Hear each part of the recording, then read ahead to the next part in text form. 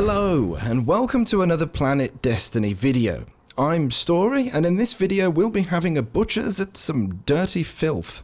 Now before you get the wrong idea, the kind of filth we'll be looking at is cheating. Cheating in the Crucible. The gameplay here is Salvage, and it was recorded on the 6th and 7th of August, so it's recent stuff. Now the immediate oddities on display are that special ammo cannot be collected, any automated doors will not allow me or my fire team passage, the objective cannot be deployed or sabotaged, and one member of the enemy team is completely impervious to damage. Now I must confess I'm somewhat of a completionist, so I've been playing loads of Salvage in the efforts to grab all of the Grimoire score. So this is where I captured these fellas who appear to have affected the entire lobby by means of abusing the network in some way or another. A couple of weekly updates ago, Bungie stated that considerable action has been taken towards cheating in Destiny. Now this was great news, and it must be said that obvious cheating isn't so commonplace, thankfully, but since the Trials of Osiris opened up back in mid-May this year, any obvious cheaters I have encountered, I have bookmarked their Bungie.net profiles to keep an eye if justice is ever administered and if they have their account suspended or even better permanently banned. Since that update I haven't noticed any decline in cheating, to be fair, and the profiles I keep a close eye on still continue to play Crucible freely. Now maybe the ban hammer hasn't swung upon these folk yet, or maybe it already has but has since been lifted. Bungie have said that most of these temporary bans are somewhat of an experiment and they only extend to deny access to the Crucible. Now I'm most likely not alone when I feel that this form of punishment is far from significant really. From my experiences with other games over the years, someone who cheats will keep on cheating, and even more so when punishments lack appropriate severity. So, I'll ask you fine folks, have you yourselves noticed a decline in cheaters since the announcement made in the weekly update 30th of July? Answers on a postcard please, or more simply you could put them in the comment section. On a similar note, another subject we can look at here is something I've come to label as unintentional cheating.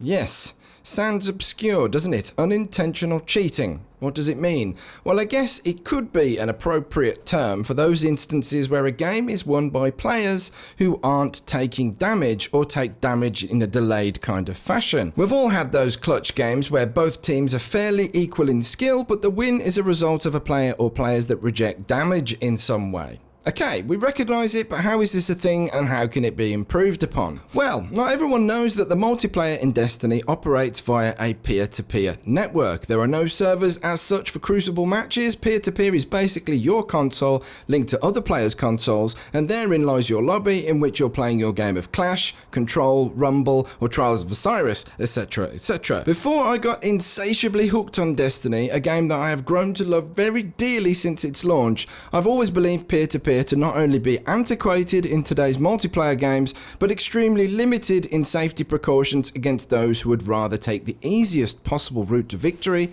by cheating. However, after playing Destiny since launch on both PS4 and Xbox One, I have seen the peer-to-peer system work tremendously well, and I suspect that most, if not all of the troubles are directly related to the matchmaking process. Both peer-to-peer and dedicated servers, however, are at the mercy of the matchmaker, and if that matchmaker is comprised of the same directives, they will both benefit and suffer from the exact same issues. The matchmaker in Destiny has always seemed to me as the core problem when it comes to the game-breaking latency and the absurd chaos we find in the Crucible. During a round of Crucible, you can be playing with or against players that could be close to you geographically, or they could be across the other side of the planet. If a player has a poor connection strength to the lobby in which you're playing, this will be indicated by a red bar. I think it's safe to say that no one wants to be playing against a player with a red bar, and for a variety of reasons. Players with red bars can exhibit some game-breaking issues, such as incorrect character positioning on the map,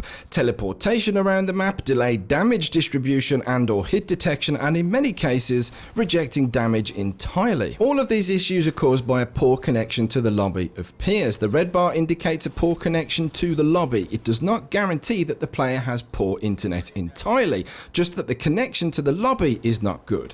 So why does it happen? Now, it could be that that player connects over a wireless network. There could be other users in the household that are also using the internet and taking up the bandwidth, reducing the quality of that player's inbound and outbound connection.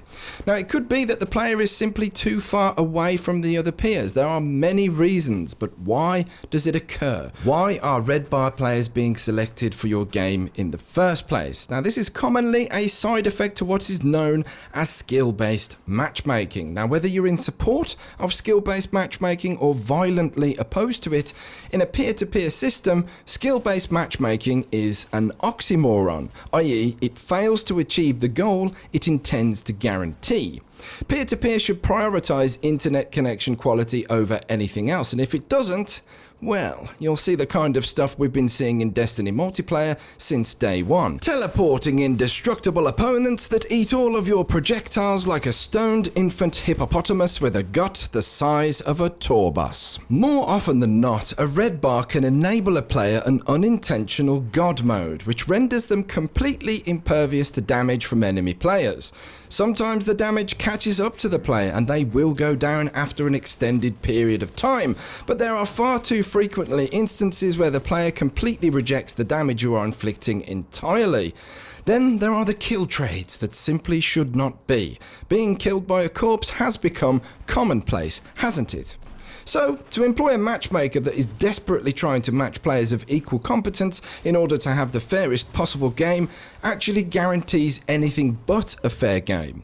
Now, you can argue that a skill-based matchmaker has its place in today's multiplayers, but in terms of connecting via peer-to-peer, connection quality must be top priority to ensure a fair game. Admittedly, doing away with skill-based matchmaking has the potential to make playing Crucible extremely difficult and highly frustrating for new players. But isn't this already the case? Isn't this already an issue? Whenever we pick up a new multiplayer, there will always be more experienced players dominating the scoreboards.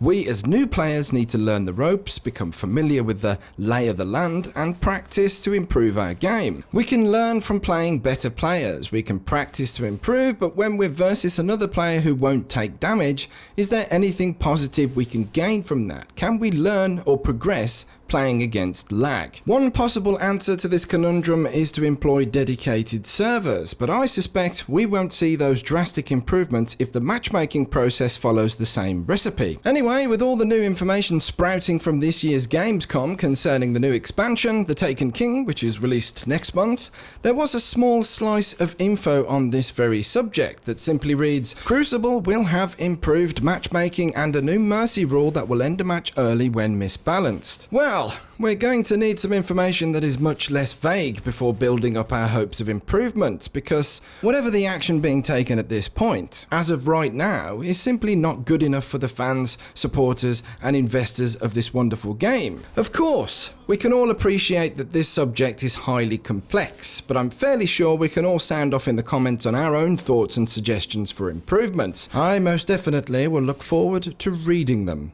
I've been Story Machine. I hope you enjoyed this discussion. If you're not already subscribed to Planet Destiny, then I urge you to slap that subscribe button. You won't regret it. If you'd like to visit me on my own channel, then the link is on screen and also in the description. You can follow me on Twitter to keep up with all my Destiny related activities. Why not come and join me on Twitch for Raid Night on Tuesdays? I hope to see you there. For now though, fellow Guardians, I bid you farewell. Smoke me a kipper. I'll be back for breakfast.